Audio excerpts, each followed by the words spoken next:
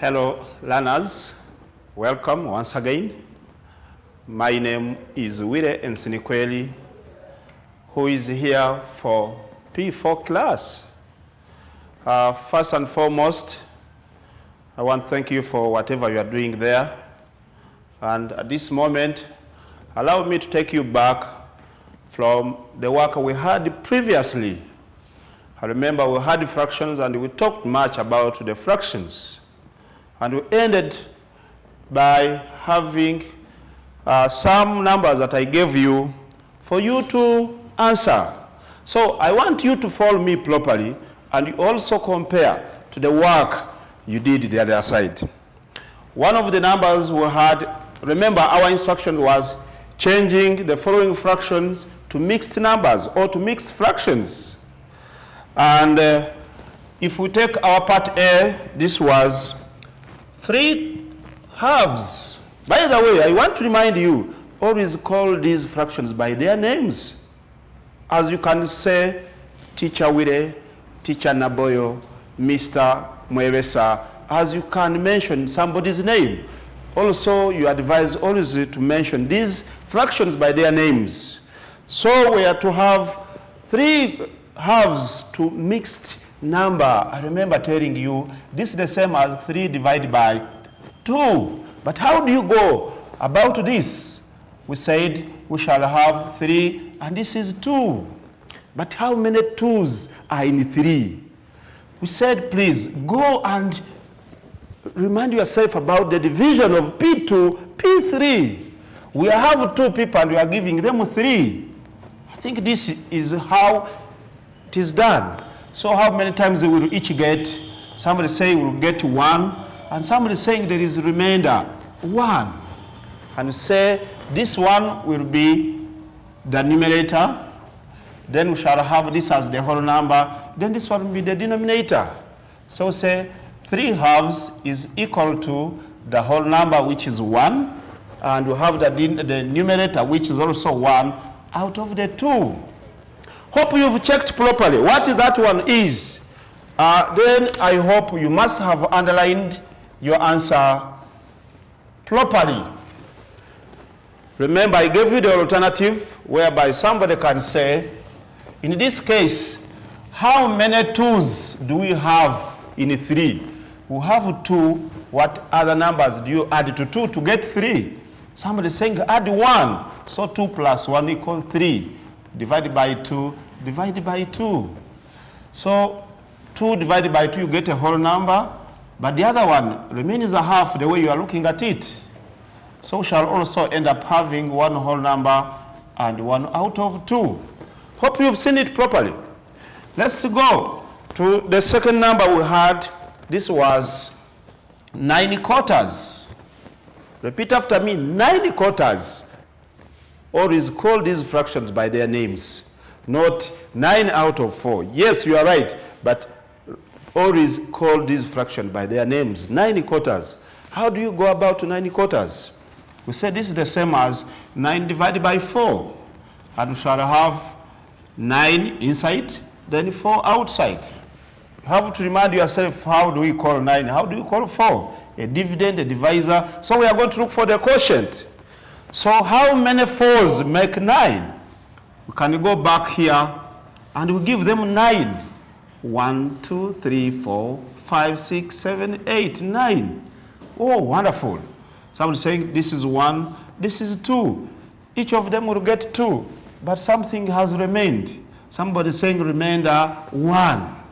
So our 1 will be the numerator, our 2 will be the whole number, and our 4 will be the denominator. Therefore, 9 quarters is equal to the whole number, which is 2, and the numerator, which is 1 out of 4. Hope you got it right. Very good. Thirdly, we had part C. If you can recall, we had 5 thirds. Say 5 thirds. By them, this is 5 thirds.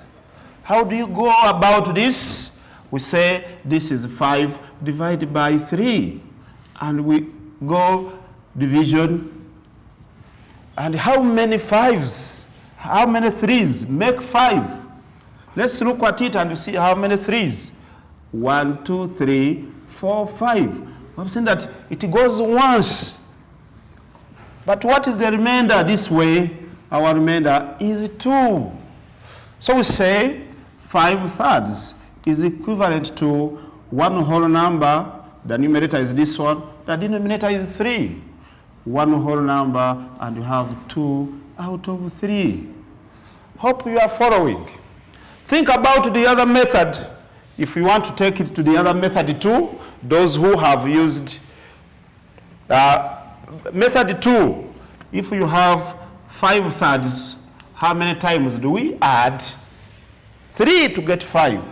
3 plus, what will you add? Somebody is saying 2 to make it 5.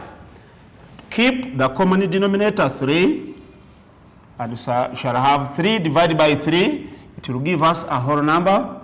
But this one will remain as 2 out of 3 because they don't look alike. Finally, we shall have 1 whole number and 2/3. Okay? We also had the part next, which was 11/4. This was part D. It was 11/4. This is the same as 11 divided by 4, okay? In this case, how many 4s make 11? The number of 4s that can make 11, we can check here. These are our 4 children. And we give them 11 mangoes. 1, 2, 3, 4, 5, 6, 7, 8, 9, 10, 11. Oh, wonderful. 1, 2. This is incomplete. We cannot say we shall have another time. So it is only 2 times. But how many have remained? Somebody is saying 3. Very good. But remember, our 3 is a numerator. Our whole number is 2, and our denominator is 4. So finally, we shall have 11/4. In 11/4, we shall have 2 wholes and 3 quarters. Very nice. Somebody never forget to underline your answers. For proper accountability, underline your answers properly. If somebody wants method next, we shall have 11/4. How many 4s make 11? 4 plus 4, what do you get? 8. Somebody saying, teacher, let's add 3. Here we shall get 11. Say we keep the common base, and 4 divided by 4 shall have a whole, plus 4 divided by 4 we get another whole. But this can't be a whole to remain 3/4. Now 1 plus 1, what do you get? Yeah, somebody saying 2 plus 3/4. So finally we shall end with 2 whole numbers and 3 out of 4. Hope you are trying to compare the 2 methods and how they can bring the same answers. Lastly, we had part E, we had 29th. In 29th, we are asking ourselves, how many 9s make 20? So we say this is 20 divided by 9. And how many? 1, 2, 3, 4, 5, 6, 7, 8, 9. We are going to give them 20. 1, 2, 3, 4, 5, 6, 7, 8, 9, 10, 11, 12, 13, 14, 15, 16, 17, 18, 19, 20. Whoa. Complete ones will have 1, will have 2. The remainder is there. So we shall have 2 as our whole number. And somebody will say what remained was 2 also. So we shall say 20 out of 9 is the same as 2 whole numbers, and we have the 2 as our remainder out of 9. Hope you underline this answer, and you can now, if you use the other method 2 of part last, 20 out of 9 the same as, how many 9s make 20? 9 plus 9. What do you get there? Somebody saying 18. What should we add on 18 to get 20? Somebody saying add 2. Correct. Keep the common denominator. And we have 9 divided by 9. We have a whole number. We have also another whole number plus 2/9. Finally, we shall have 1 plus 1 giving us 2 plus 2/9. Finally, we shall have 2 whole numbers and 2 out of 9 as our final answer. I know you've done it so well over there. If you got 5 out of 5, I want you to reward 5 out of 5. But the teacher will come and put very good, excellent, perfect. And that was our previous exercise. I left it with you. But now, today, allow me to bring something different from what you had the other time. Today it is another new lesson coming in, quite different from what you had last time. In this case, it is the vice versa of the previous lesson. And when you read our heading today, it is changing mixed numbers, what you call mixed fractions, to improper fractions. And in this lesson, before, as I end this lesson, I want you to note the following. At the end, you have to make sure that you can give examples of mixed numbers or mixed fractions. At the end of the lesson, also you should notify or make a difference between improper and mixed fractions. Let's also know how the parts of the mixed number look like. Which parts of the mixed fraction are we going to look at? And lastly, you'll be able to change from a mixed number to an improper number or an improper fraction. Now look here, let's take some of examples.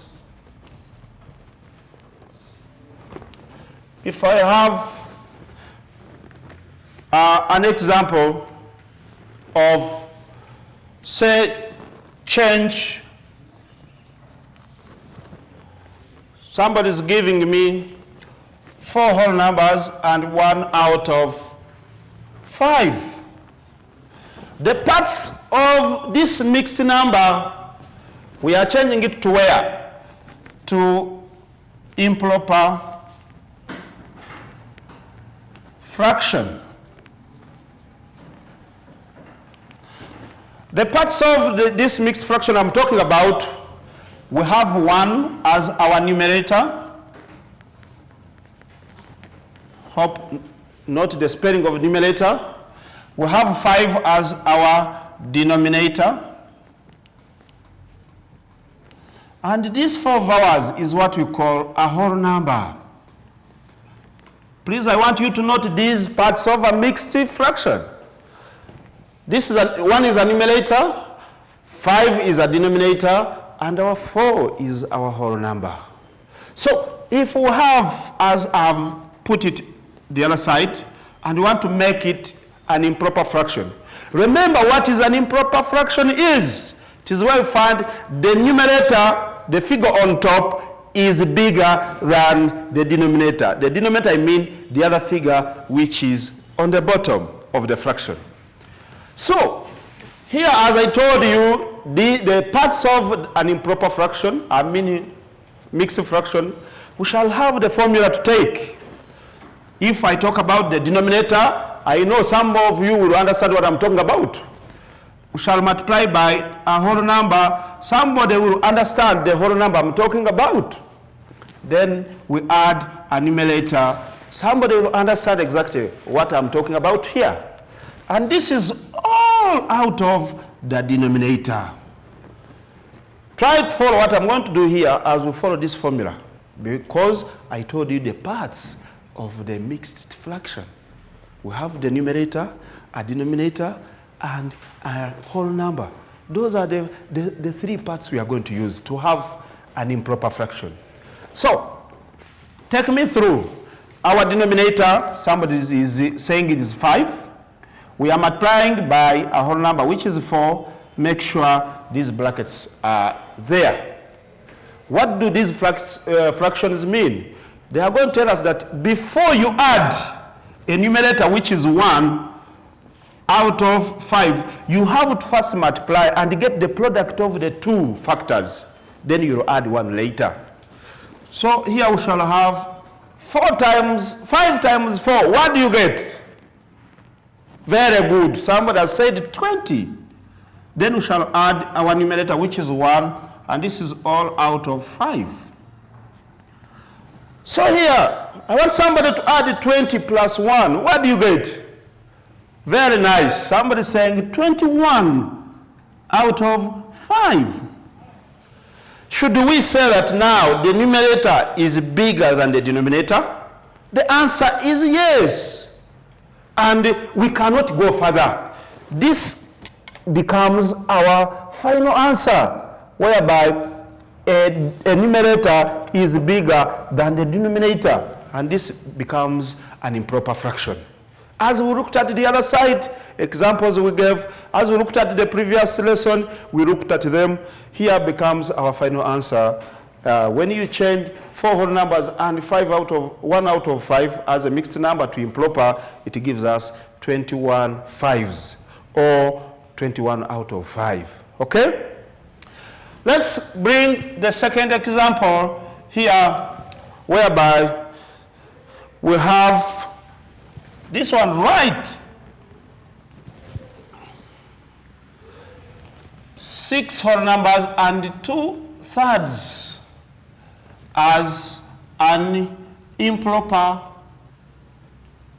fraction.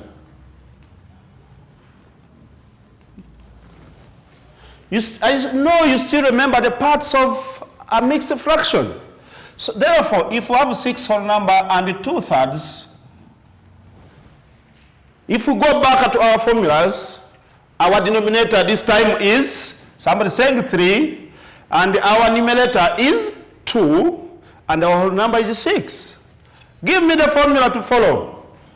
Very good. Somebody saying denominator times a whole number. Don't forget the brackets, because we shall multiply first before we add a numerator, okay? And everything is all out of the denominator. Let's substitute. Substitute means where you see the denominator, we are going to replace 3. Where you are going to see the whole number, we replace 6. Where you see a numerator, we replace 2. So somebody saying 3 times 6.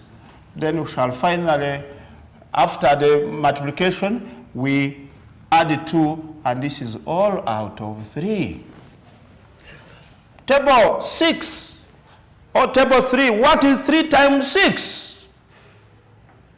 3 times 1, 3 times 2, 3 times 3, 3 times 4, 3 times 5, 3 times 6. Somebody saying 18. Thank you so much.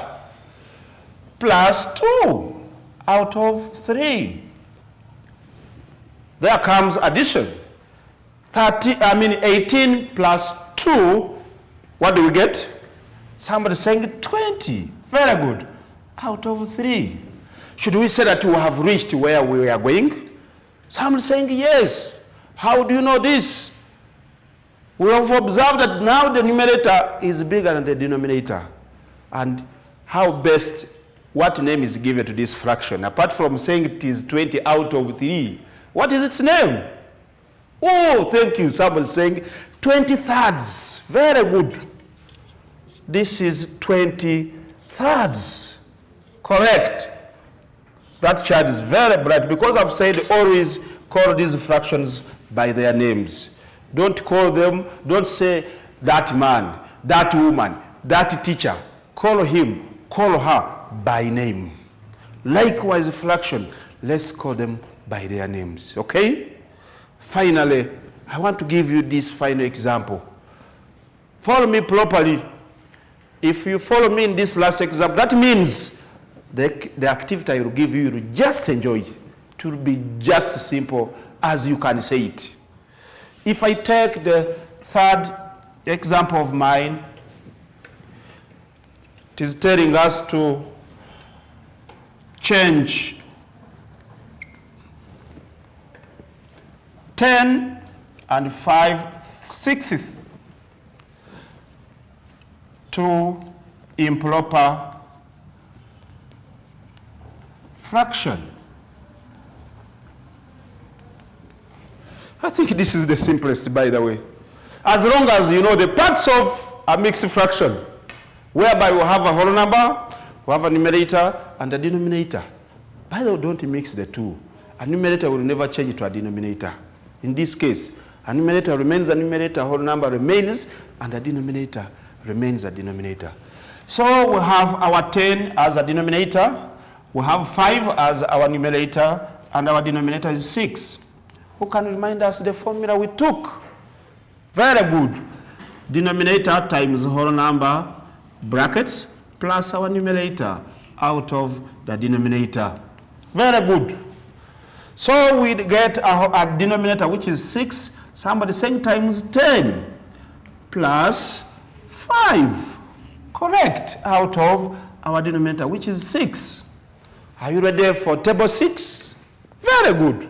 6 times 1, 6 times 2, 6 times 3, 6 times 4, 6 times 5, 6 times 6, 6 times 7, 6 times 8, 6 times 9, 6 times 10. Yes, 60. Then you have 60 plus 5 out of 6. Finally, this will give us 65 out of 6. But how do you call, what is the name of this fraction? Somebody saying 65/60. Very good. Right away from the start, I said the things you are not supposed to forget. First and foremost, if someone tells to give an example of a mixed fraction, are you able to give? Have you noted that one? What about, how do improper fractions look like? Do you know how they look like?